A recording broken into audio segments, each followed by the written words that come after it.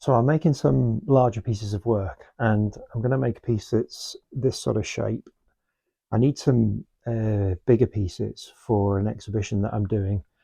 So I want some pieces that are this sort of shape, this sort of side kind of taper towards the bottom.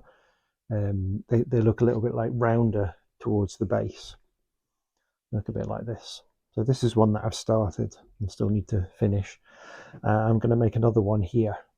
So I've got my slab of clay, and what I've done with this clay is that I'm using clay that's called hand building crank, and it's a smooth textured crank. So it's not a really gritty clay. It's good for bigger work because it doesn't really warp very much. But the drawback is, though, the colour when it's fired isn't particularly attractive. So what I've done is I've rolled out the slab, and then I've painted it with a slip of the clay body that I'd normally use, which is this Earthstone Handbuilding Material, and this is a much nicer colour. So I've got the body of the clay, but the surface of the well, the body of the crank, but the surface of the other clay that I like. So best of both worlds. I've got this big slab of clay, and I'm going to sketch out the sort of shape that I want to make. So I like just sketching onto the clay just with a graphite pencil, because it gives me an idea about the sort of proportions that of the piece that I'm going to make, and how I'm going to get it out of the slab of clay that I've got. And it's going to be about that sort of size. And I quite like, I've got to have a sort of flat base, although it has a sort of rounded look to it. I don't really want it to rock around too much. So it does have to have a bit of a flat base here. And I quite like to have it so that it's got a little bit of a void underneath, a little bit of an overhang on one side. So yeah, something like that is good. And then what I'm planning to do is, if I get this piece from here, I can cut the other side out from there. So I'm just going to cut it.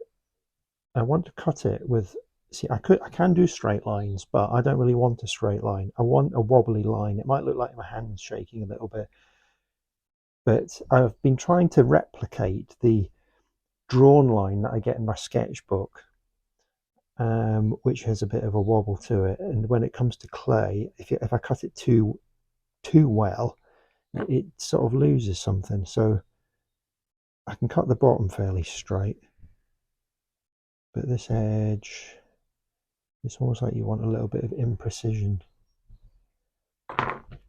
And also, I'm not cutting, as I've said in some of my other videos that I've done on YouTube, I'm not cutting all the way through. I prefer to score the clay and then fold it so it sort of breaks like this, and I end up more with a sort of torn edge, which is a little bit tricky to get that top bit out of there like that, but there we go, like that. And then what I can do is I can use this piece as a template. So as long as I'm happy with the shape of it, I often make these, and then when I've cut them, I just think it looks a little bit pointy on the edge, so I can just take a little bit off the top edge there. I think that's better. Yep, that looks right. The other thing about this is, often when I draw this on the clay, I think it looks a bit small, and then I end up, once I end up sort of cutting it out and making the piece, it seems to get bigger.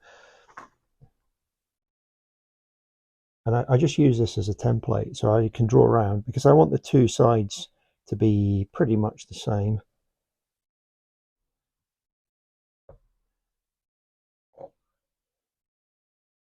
And then again, just this sort of wobbly scored line.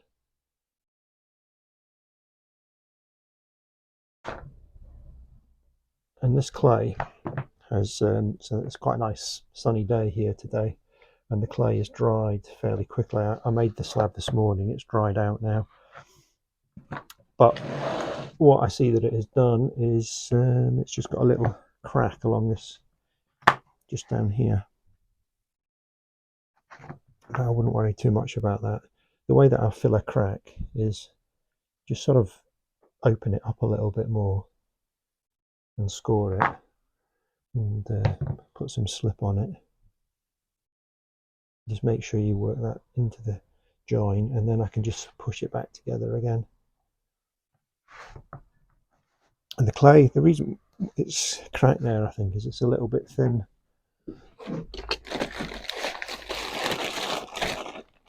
So I'm just going to thicken up the clay a little bit at the bottom edge.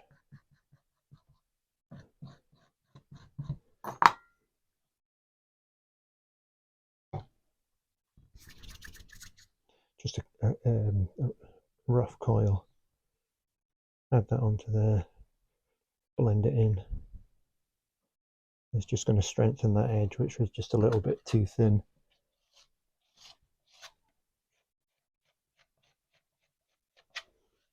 That'll do. And the next job then is that I'm going to get these to stand up. So I'm going to have a back and a front, and then obviously, like on this one, an edge that runs all the way around.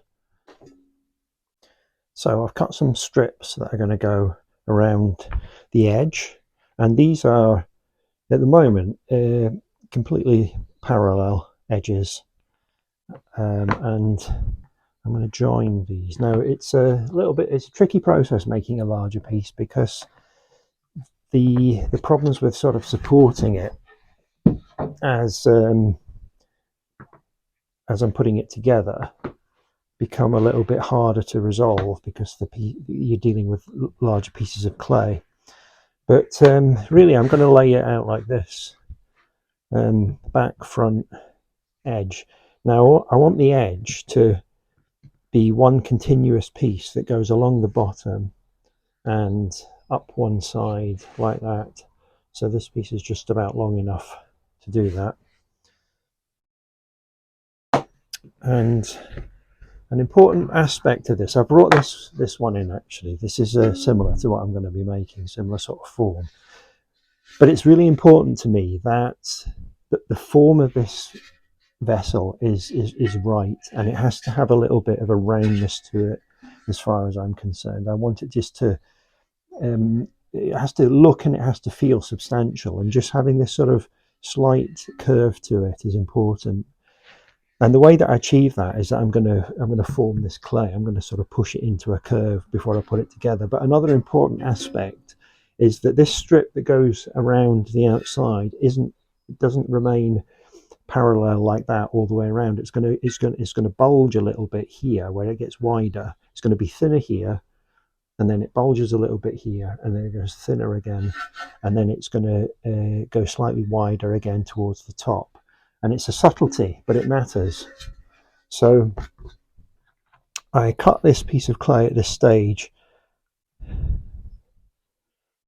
So I want it to go from about there.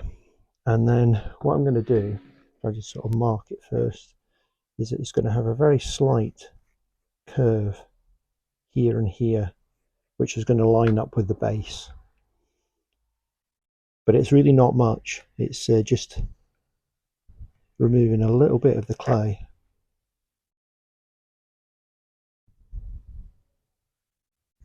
Like that. So it makes it that sort of shape. And then this is then going to go like that with the side on it there.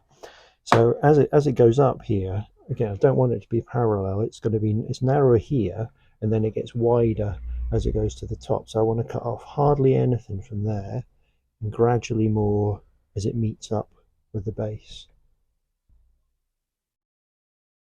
And it's the same on each side. So I've just changed that. I don't know if you can see it from there, but I've changed that into that shape. That's now ready to join on in the usual way. So I'm going to score it, and then I'm going to stand this up and stand this up and stick it all together.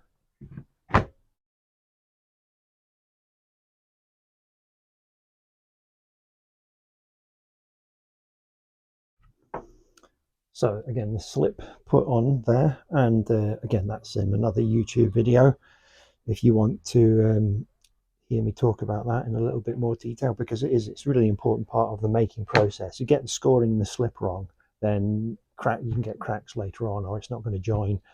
So that's done, and now I'm going to put this piece here. So I know that's the base, because it's got this subtle curve to it. So I just want to push that together and just add a little bit of pressure, and if I just wriggle the clay back and forward a little bit, that helps to join it. But it's not going to be enough. Just stuck there isn't enough to hold this up, so still need my prop.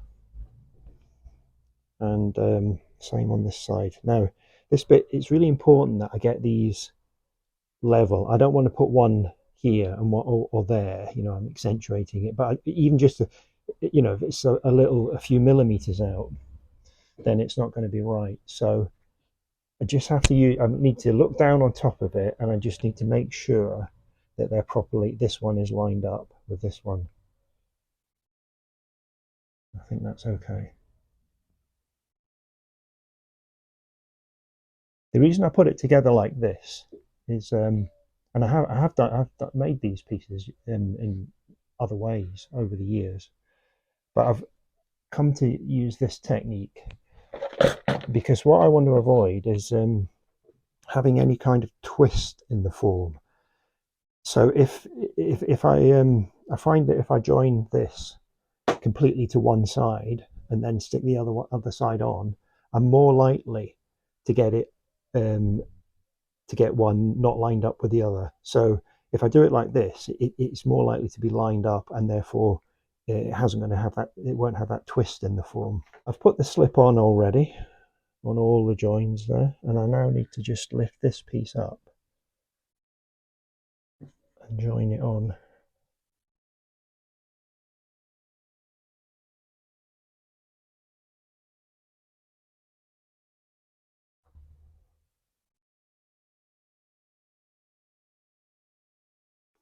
And then when I'm happy that it's in the right sort of place, I can just put a bit more pressure on the join. And again, that just wriggling back and forward with the join. So gripping the clay, both parts of the clay, and then just moving it a little bit back and forward as you're pressing it together. I just feel you feel that that's really joining the clay properly. It's not always possible because I can do that up here, but down here it's harder. So down here, I just use my fingertip and I push it together with my fingertip like that.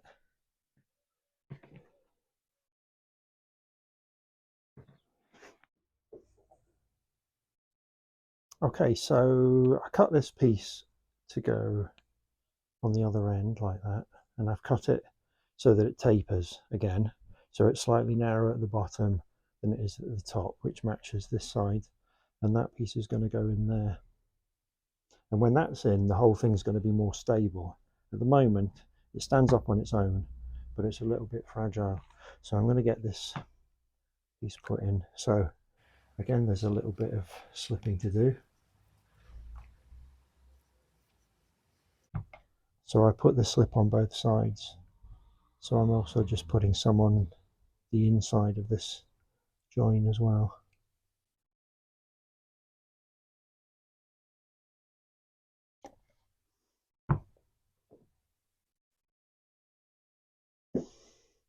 And then I want to just position it in the right place without, it'll sort of get, it's tacky so it sticks in there, but it's not properly stuck. And really I'm just trying to get it lined up properly so I can push it out a little bit where I need to, and I can push it in a little bit where I need to, just so I feel it's aligned and it's got the right sort of curve as well. And then when I'm happy that it's in the right position, then I can start putting more pressure on it. And what I do here is up here I can get my hands around it and I can just push the clay together and I can just wriggle it back and forward, and that makes a really nice strong join. You can sort of feel the clay gripping when you push it back and forward like that.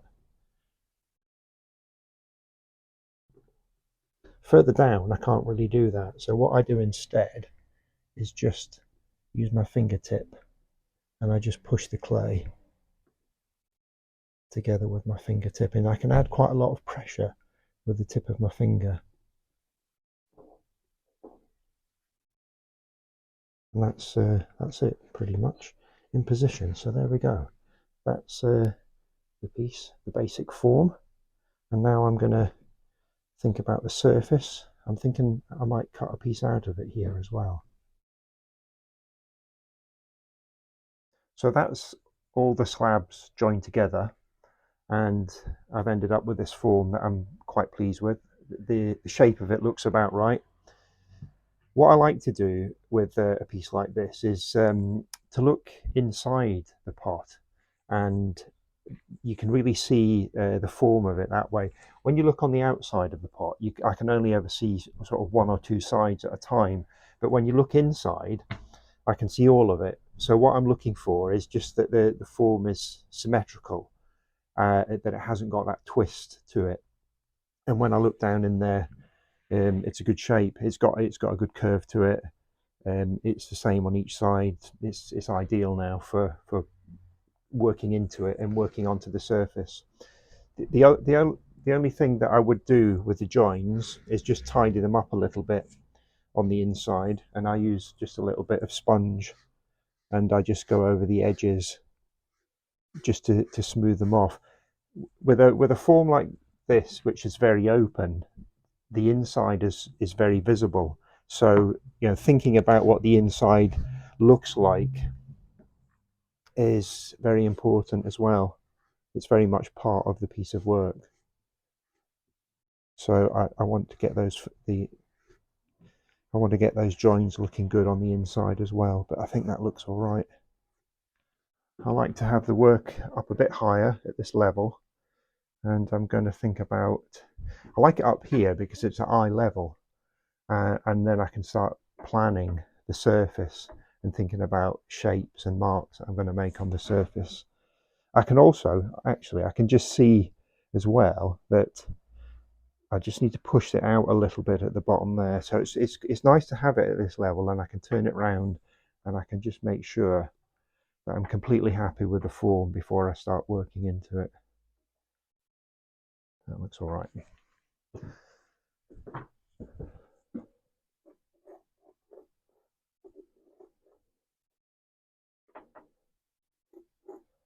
I've got this idea that I want to put these sort of brush marked circles around the top edge of this pot, but I want some kind of shape on this side, and I was thinking that I'd cut a section out, but now I'm thinking I'm going to cut it all the way down to here.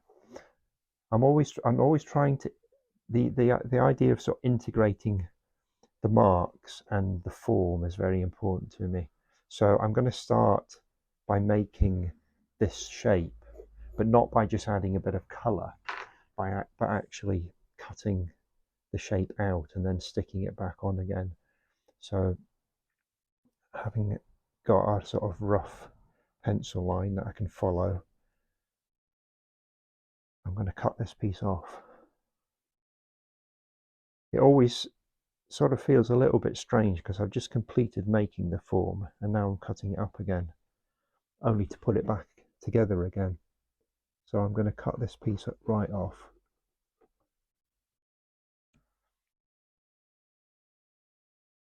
And then I'm going to stick it back. I'm going to stick it back there, and I'm just going to cut a little bit off here. So I'm going to create this little step in the top edge as well. So this bit will be slightly lower. So this sort of makes this shape stand out, and it probably will be a different color to this bit.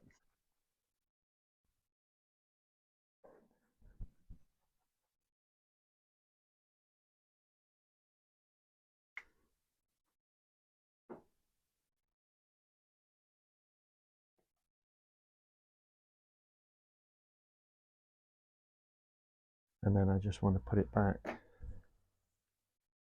And the idea is that I want not really like a perfect join, a slight step would be good, so it's not completely flat, so it just emphasizes that I've cut this piece off. So it's like what I've done really is I've drawn a line, but instead of drawing a line by actually scratching into the clay, I've drawn that line by cutting it, put it back, and having this little step.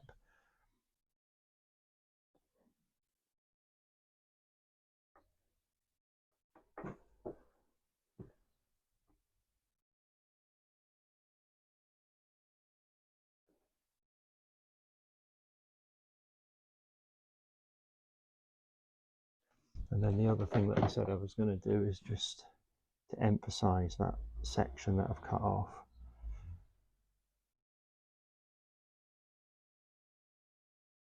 I'm just going to take a little bit off there.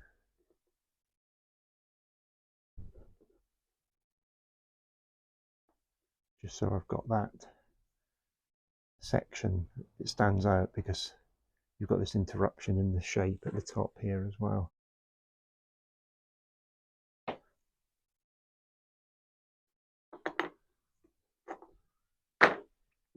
Now I do need to make sure that that's stuck on properly.